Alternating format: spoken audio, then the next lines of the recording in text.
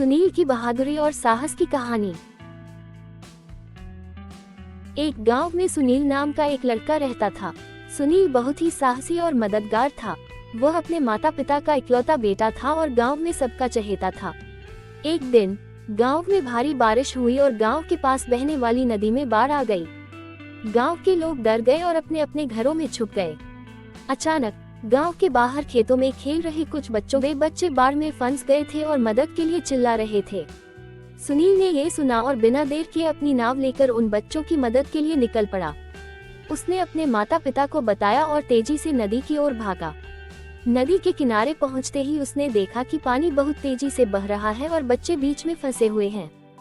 सुनील ने अपनी जान की परवाह किए बिना नाव को पानी में उतारा और बच्चों की ओर बढ़ा। उसने धीरे धीरे नाव को बच्चों तक पहुंचाया और उन्हें एक एक करके नाव में बिठाया।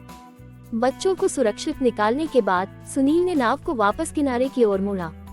किनारे पहुंचते ही गांव के लोग खुशी से झूम उठे और सुनील की बहादुरी की तारीफ करने लगे।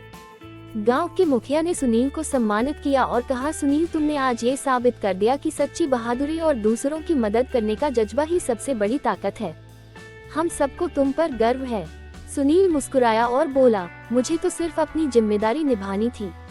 हमें हमेशा एक दूसरे की मदद करनी चाहिए। यही हमारी असली पहचान है।